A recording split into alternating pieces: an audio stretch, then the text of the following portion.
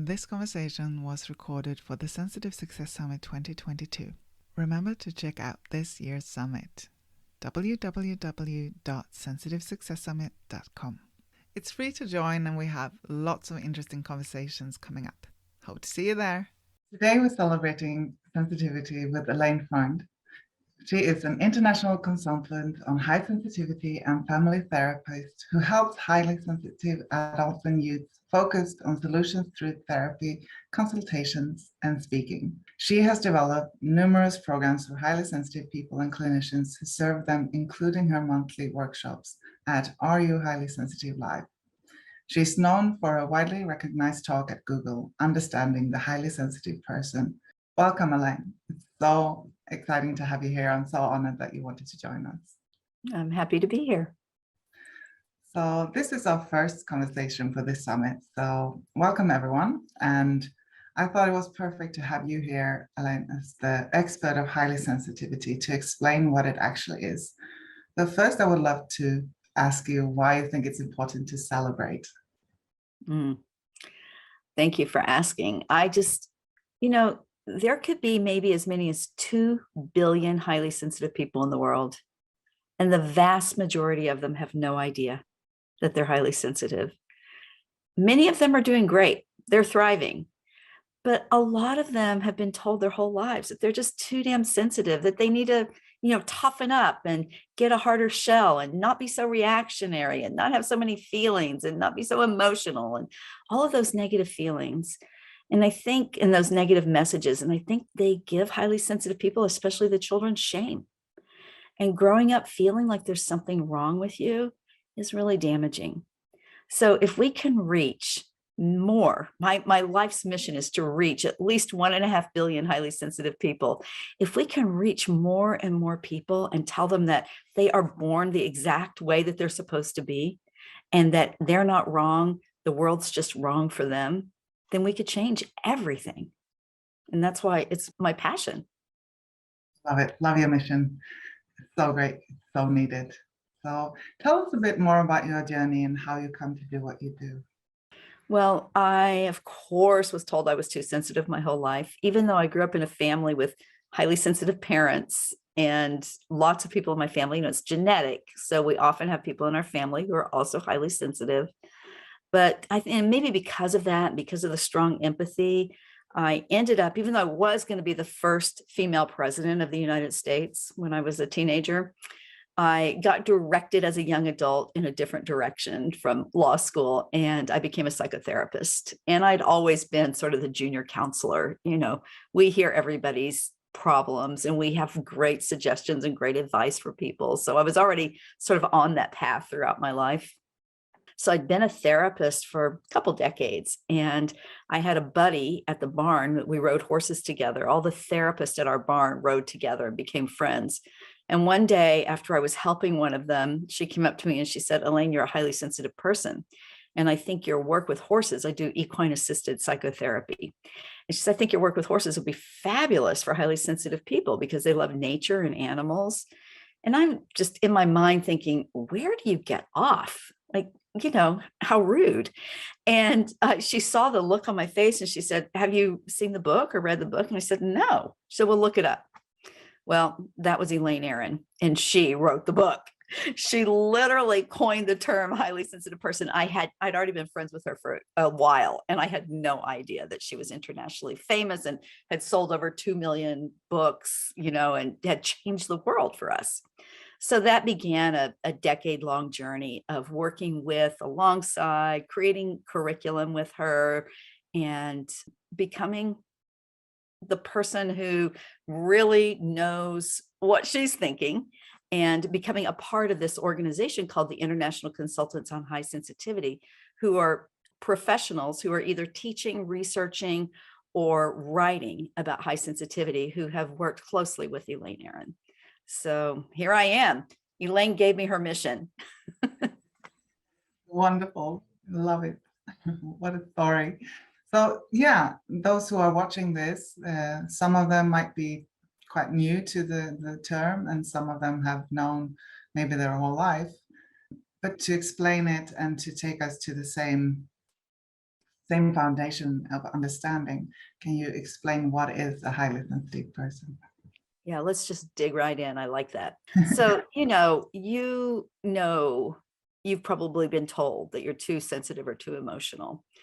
The highly sensitive person has a trait, and this trait, I'm telling you all, this is backed by science, spearheaded by Alane and her husband, Art Aaron, the Aarons. They have put functional MRI studies together to determine that our brains actually work differently, and we're born with this trait. So it's innate. The name of it is actually sensory processing sensitivity. So make note of that, sensory processing sensitivity. It's a scientifically derived term. It's not sensory processing disorder, which is a mental health diagnosis often found in children, occasionally in adults, where taking in sensory input causes a disorder. But a lot of highly sensitive children may indeed have also sensory processing disorder. They're just not the same. What's cool about this, what I think is so important, is this is a trait that we're born with. You can't develop it. It doesn't change. You can't get rid of it. It just is. And it literally means that parts of our brain work differently than other people's brains do. Now, there are some better ways to talk about it, I think. And sometimes Alane says she regrets the names highly sensitive person.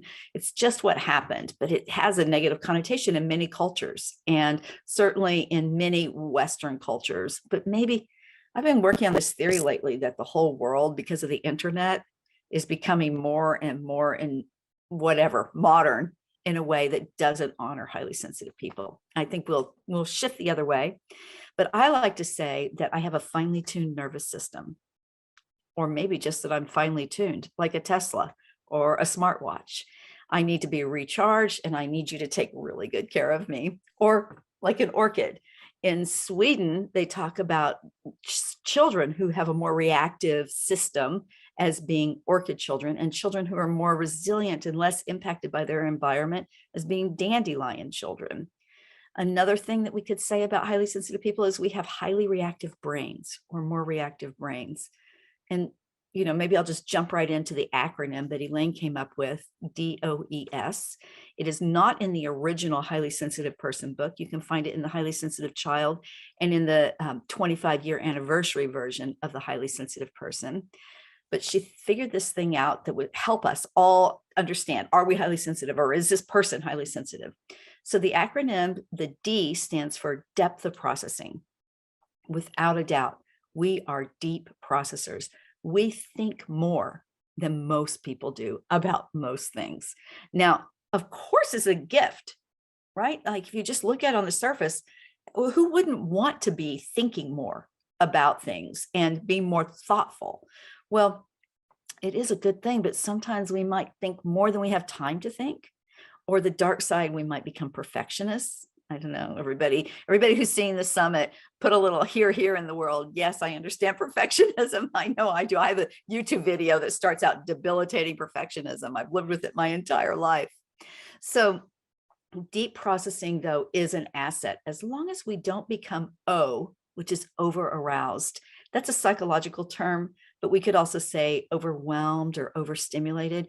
When you do all that thinking and you do the E, which is have strong emotions, it's easy to become overwhelmed by all of that input. And the overarousal is in our body when we actually feel the stress building in our body. Everyone knows what that feels like. Highly sensitive people are more likely to become overaroused. So if we just are really responsive and reflective and thinking deeply about what we're experiencing in the world, about the people we're with, about the world's problems, that's fabulous, right? And then if we go to E and we have strong emotional responses to all those thoughts, well, that's also wonderful. We should have emotional reactions. We should be, feeling deeply. And I don't know when you're hearing this talk, but I've thought about it, and I can't think of a time in my life in my adult life, when there hasn't been some extremely disturbing news story. Something, I could tell you 2 or 3 right now that if I allowed myself to watch the news, I would be weeping over. I would have such strong emotional reactions to. And you know what? What if there was no one who had a strong emotional reaction to those horrible things. Our world would just be going pell-mell in the wrong direction. And most of us would think that we are currently going in the wrong direction. Part of the reason is highly sensitive people have not been as vocal as I think genetics and evolution intended us to be. So that's the E. And I want to say one more thing about emotional reaction and emotional responsiveness. Highly sensitive people often tell me that they find themselves having stronger emotions about the negative things, that they seem so focused on the bad things. I'm going to posit this theory that if that's true for you, it's become a habit. Maybe it's because you had a difficult childhood. Stress in your childhood will make you more likely to feel that way and to suffer from anxiety and depression. But listen, my friends, the science is clear that our brains are actually stronger in their reactions to positive things. So when they showed highly sensitive people with the MRI study, the leads connected to their brain, looking at their brain, when they showed them pictures of loved ones or traditional pictures that make people feel good, like birthday cakes or baby animals or things like that, especially with regard to their relationships, their marriages and romantic partners or their children, that their brains went off the charts in emotional reaction. So we can have stronger emotional reactions to the positive, and that's called empathy. We have stronger empathy. Finally, the S in DOES. I've gone off on a few rails here, but the S is sensitivity to subtle stimuli. That's all that noticing. It's a lot, right? We notice so much, the tiny details. I was just talking to Frida before we started. The sun is going down where I am as we're recording this, and I was worried there was too much light right here on the wall behind me. And, I was obsessed with that. I'm thinking about, is the screen reflecting in my glasses? Every little detail comes into our notice. Now, this can be such an asset, right? We notice things. We notice when there's smoke from fires before anyone else does. We notice the twig in the bushes to let us know maybe an earlier evolution that a predator was coming nearby. And we notice, well, Elaine always says, I'm sure it was a highly sensitive person who figured out that secondhand smoke was a problem. And now it's just part of our culture. It's been researched. So all those noticing subtleties, it's a wonderful thing, and it can also become a little bit overwhelming. So sometimes if we have a stressful life and we haven't been living in our optimal level of arousal, we haven't been living our best lives, we might actually develop anxiety from all the things we notice. So, whether it's sounds or smells or bright lights or the humming of the fluorescent lights or the glass bottles rattling in the back seat of the car, we notice those things and they can really set us off. So that's DOES, and that's how you can identify high sensitivity.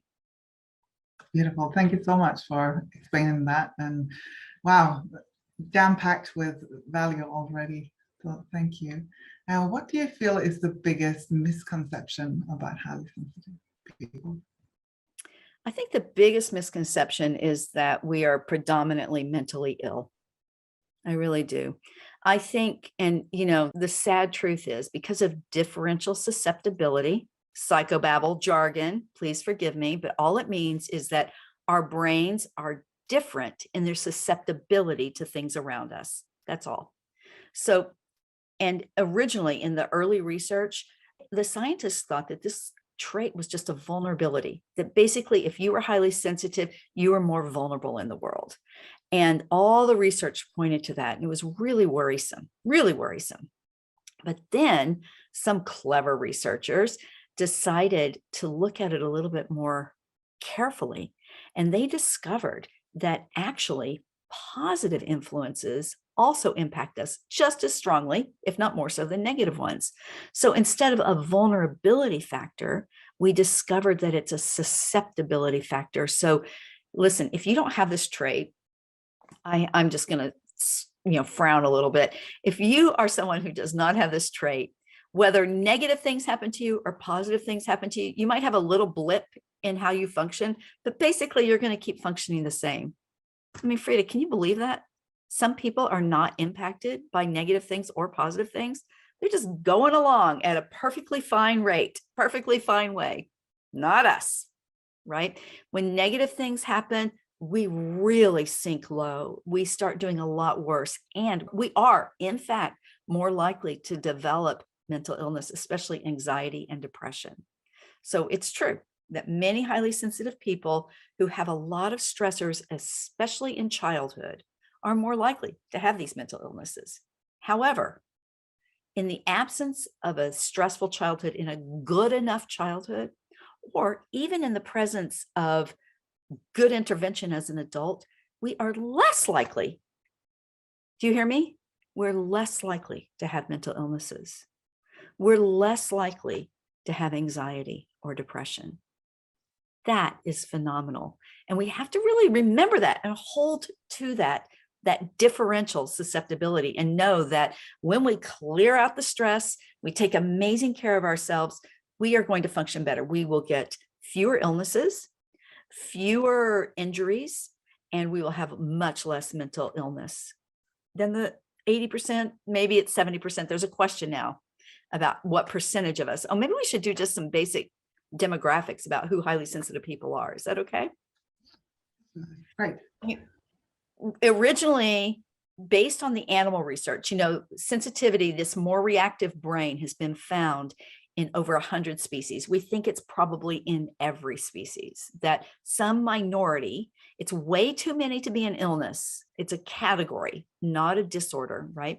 But some minority is going to have a more reactive brain, and they're going to have this way of being in the world that they are more responsive and reflective and sensitive to their environments. So they think before they act. So you can see the documentary Sensitive, the Untold Story, and really discover some really cool stories about the animals.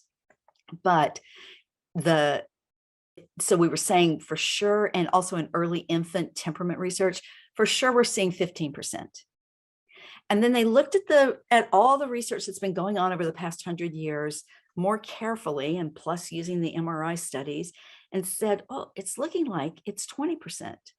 Well, now some researchers in the UK, particularly spearheaded by Michael Plewis, who runs the sensitivity research website, have discovered that if we look at environmental sensitivity, which is one temperament and it's one aspect of high sensitivity, that as many as 30% of the population has environmental sensitivity.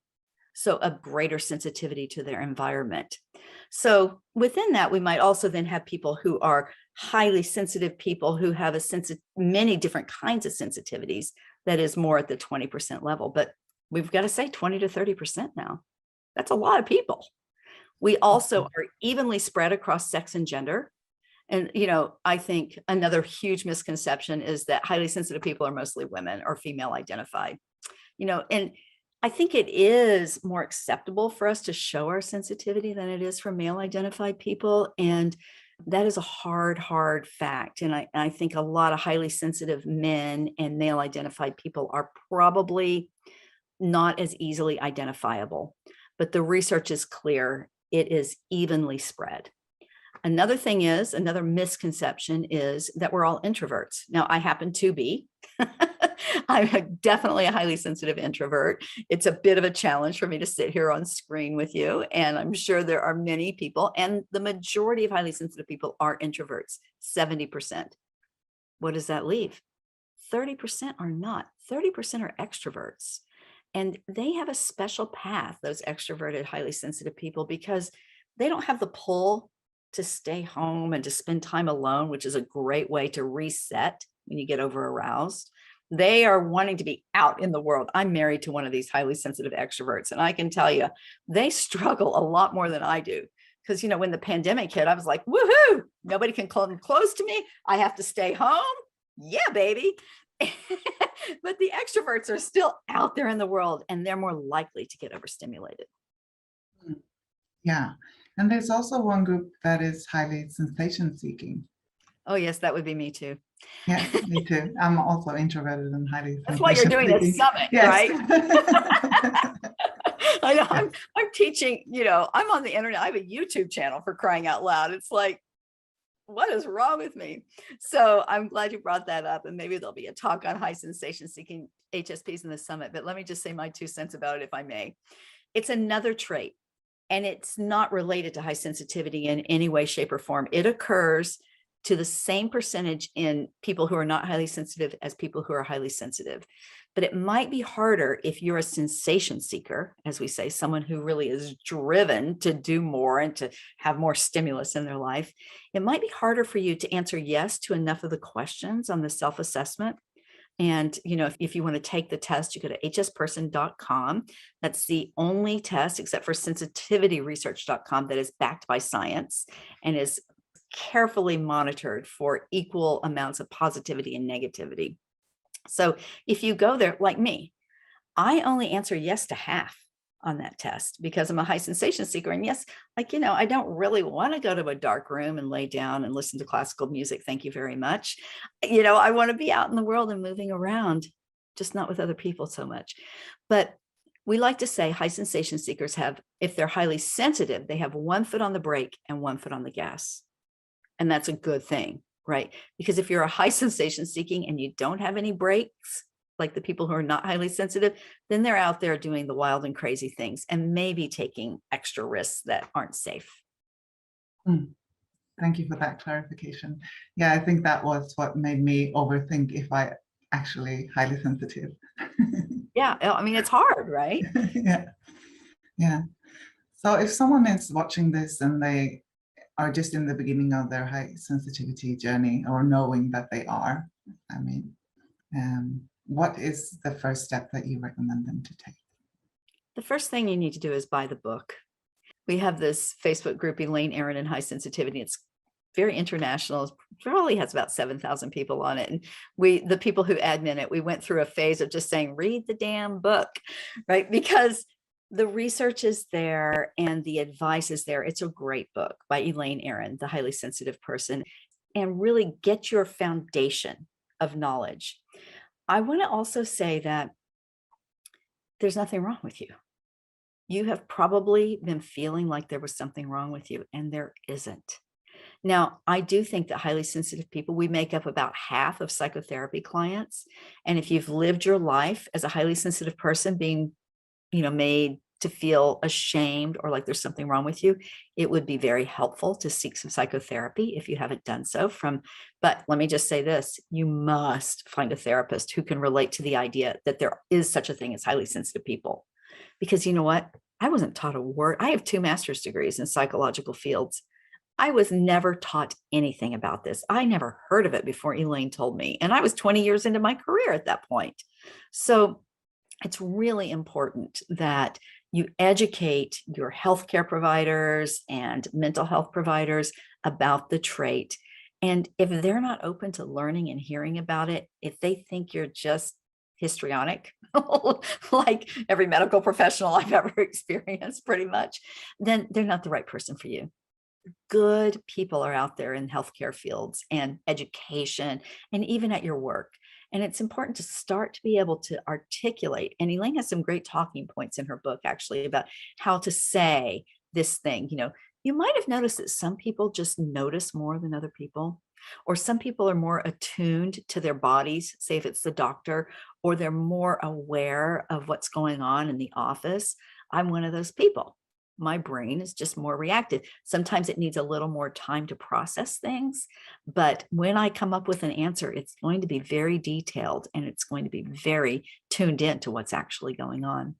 So get the information so that you can speak to what it is. You're going to need to tell your family and your work about who you are and why your brain is different and why it's an amazingly wonderful thing and you're not crazy. I think the other thing we have to do, look, if you are noticing everything, having strong emotional reactions to everything, and thinking way too much of the time, then you're going to spend more time overwhelmed or overstimulated. And, I like to think of it as a sort of a thermometer. First, you're just doing great, everything's copacetic. And then you start to feel a little stress or a little worry, maybe, and then a little stress. And then you're really starting to get into over arousal. Things are tightening up, heating up, your breathing becomes more shallow. And then that can lead you into anxiety. And at the top is a panic attack, right? It's anxiety that you can't control. It's very normal for a highly sensitive person to be somewhere on that scale. but we can take charge of it. We can do something about it. What, you might ask? What we have to do is take better care of ourselves. And bottom line, anxiety produces chemicals so that we can fight the saber-toothed tiger. I'm sure most of you have heard this before. Our brains are telling us there is danger. And it might not actually be danger. It's our brain that is interpreting too much information. So we have to be able to talk to our brain, but we also have to be able to release those chemicals. So if your brain has created enough chemicals to fight the saber-toothed tiger or to lift the car off of somebody, then you're going to have to move your body and use your muscles in order to use those chemicals up. They're not going to just go away. And I'm going to tell you one more thing, if I may. There was some new research that just confirmed what we all knew was true. It came out in 2019, and I'm sorry I don't have the citation for you. It's on hsperson.com. But the research showed that even when we are resting, our brain is still working. That's why we need more downtime, and why many of us may not sleep much of the night very well, because the brain is still going, and we need a better sleep hygiene. We need more downtime during the day so that our brain can quiet down so that we can rest. So if you're feeling anxious or miserable a lot of the time, it's something you can easily change, but it takes some time and some effort. Such a great tip. And I think that a lot of us can relate to that. That circle. Great. Yeah, definitely. So if there is one action step that highly sensitive persons should take after this conversation, what would that be? I'm sure that each of you is doing something that makes you feel better in your life. Maybe it's eating well, good nutrition, whatever that is for you. Maybe it's exercising. Maybe you're meditating or doing breath work or yoga. Perhaps you are going to holistic practitioners or getting body work. You're really careful to take soothing baths with candles and hikes in nature. We're all doing something. And what I would say I would ask highly sensitive people to do is to increase it, to add on to what you're doing. Don't think that because you're doing some things, it's enough, because you are gifted. Now, in psychology and education, gifted means an extremely high IQ. Well, I'm going to say that we have an extremely high EQ, emotional intelligence, right? Because of all of our empathy and our emotional responsiveness. And we're really, really highly gifted in our thinking. And so when you have these gifts, you have to treat yourself, the children around you who are highly sensitive, and your brain as though it's special. Now, I have lots of trolls, and so does Alane, who think, oh, those highly sensitive people, they just think they're so much better than everybody else. Au contraire, most of us think that we're not as good as other people because we've been given that message our whole lives. But the fact that you are finely tuned, that you are a Tesla or whatever instrument you have in your lives that's finely tuned, it means that you have to take amazingly special care of yourself. So what if we just all made a commitment right now to do one thing extra? Or if you walk, for example, just to walk 5 minutes more tomorrow. One of the things I love that really helps me, and I do this at the beginning of most of my workshops, is to do a gratitude practice. It's a very simple thing. And let's just do it right now. What is something that you're grateful for about being sensitive? I'm grateful that I'm so thoughtful. And I'm grateful that I am aware of the people around me. So just take a moment and write it down. Beautiful. Yeah. I'm grateful that I am so in tune with the people around me. And yeah, you who are watching this, head over to the Telegram channel and tell us what you're grateful for with Highly Sensitive. Oh, thank you. Yeah, let's do that. Perfect. Thank you so much. And is there anything else you would like to add? I'd like to tell you all about the highly sensitive person's 5 to thrive. These are the 5 things that Elaine Aron identified that we highly sensitive people need in order to live a good life. They're pretty simple, and you probably know them intuitively, but I want to lay them out and put them right here on the table so that we can all focus on them and do our best to achieve them. Number 1 is to believe the trait is real. We have to understand what sensory processing sensitivity is, what it means to be HSP, and we actually need to believe that we have it. Like Frida and I had to work on that a little bit, right? Because we're high sensation seekers as well. So you have to really believe that it's true and know about it. That's number 1. Number 2 is to know other highly sensitive people. So find your community, whether it's online or in person. And I want to say, I hear from HSPs a lot that they're lonely and they don't know others. I bet you there's someone in your circle. Keep your eye out. You know what to look for. They're the ones who are kind of hanging out by themselves, or they're young people who are sounding like they're 40 when they're 10. You know, people who are really tuned into their environment. Put your little spidey senses out so that you can find other highly sensitive people.